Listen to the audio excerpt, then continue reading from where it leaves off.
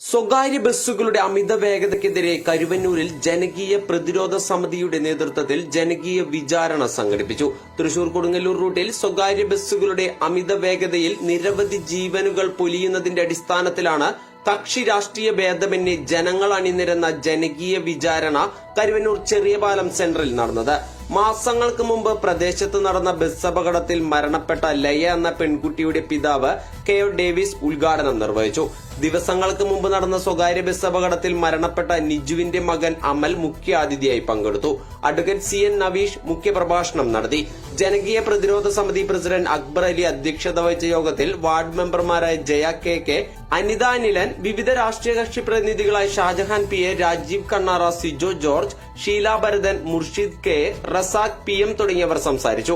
സമിതി secretary Jaleel V K സ്വാഗതവും treasurer Siddharthan Thalikkal നന്ദിയും പറഞ്ഞു. മരണത്തിന്റെ കാലത്ത് എപ്പോഴും നമ്മുടെ പിന്നാലെയുണ്ട് എന്നതിന്റെ ഏറ്റവും വലിയ ഉദാഹരണമാണ് തൃശൂർ കൊടുങ്ങല്ലൂർ റോഡും അവിടെ വാഹനം ഓടിപ്പിക്കുന്ന ഇവിടുത്തെ പ്രധാനപ്പെട്ട പല പ്രത്യേകിച്ച് ദീർഘദൂരമായി ഓടിപ്പിക്കുന്ന ലിമിറ്റഡ് സ്റ്റോപ്പ് ബസ്സുകളും മറ്റു ബസ്സുകളും നമുക്ക് പരിശോധിച്ചാൽ അറിയാം.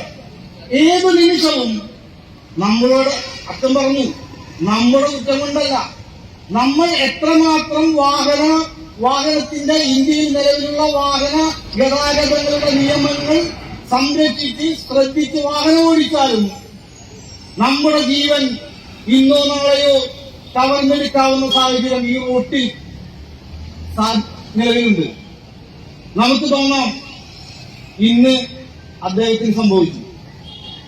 നമ്മുടെ വീട്ടിലിരിക്കുന്ന നമ്മുടെ ഭാര്യയും നമ്മുടെ കുഞ്ഞുങ്ങളും നമ്മുടെ അച്ഛനമ്മമാരുമെല്ലാം ഏറെ വിഷമത്തോടെ ഓരോ ആക്സിഡന്റ് കഴിയുമ്പോഴും അവരുടെ മുഖത്ത് കാണുന്ന ഒരു ഭയം നമ്മൾ കാണുന്നുണ്ട്. എന്റെ മകൻ മടങ്ങി വരുമോ, എന്റെ മകൾ മടങ്ങി വരുമോ എന്നതിന് യാതൊരു ഉറപ്പില്ലാത്ത ഒരു സാഹചര്യത്തിലാണ് ഈ റോഡ് പോയിക്കൊണ്ടിരിക്കുന്നത്. അവരെ ആസ്പത്രിയിൽ എത്തിക്കാനായിട്ട് നമ്മൾ പ്രത്യേകം ശ്രദ്ധിക്കണം. അതിനെല്ലാവരെയും നമ്മൾ ഉത്സാഹിക്കണേ, അതാണ് വേണ്ടത്. അല്ലാണ്ട് ഒറ്റത്തിരിഞ്ഞ് നമ്മൾ മാറി നിൽക്കല് വേണ്ട. എനിക്ക് സംഭവം കിട്ടിയപ്പോ വഴിപോക്കരുന്ന് നമ്മളെ സഹായിച്ചത്, അവരെ നമ്മളെ ഒന്ന് കാലുകൾക്കേക്ക് കൊണ്ടുപോകാനായിട്ട് സഹായിച്ചത്. അപ്പോൾ നമ്മുടെ നാട്ടുകാര് അതിനുവേണ്ടി ഒന്നും ചെയ്തില്ല. അത് തന്നെയുമല്ല, ഈ ബസ് ഡ്രൈവർമാരെ രക്ഷപ്പെടുത്താൻ വേണ്ടി ഇവിടെ ഒരു ഓപ്പറേഷൻ അവരെ കയറ്റിക്കൊണ്ടുപോയി. അതുപോലും നമ്മൾ ചെയ്യുന്നത് ഭയങ്കര തെറ്റായിട്ടുള്ള കാര്യങ്ങളാണ്. കാരണം നമ്മൾ ഇങ്ങനെ സംഭവം ഉണ്ടായി കഴിഞ്ഞാൽ അവരെ നമ്മൾ തടഞ്ഞു നിർത്തണം, അതാണ് വേണ്ടത്. അല്ലാതെ അവർക്ക് സപ്പോർട്ട് ചെയ്യല്ല നമ്മൾ വേണ്ടത്.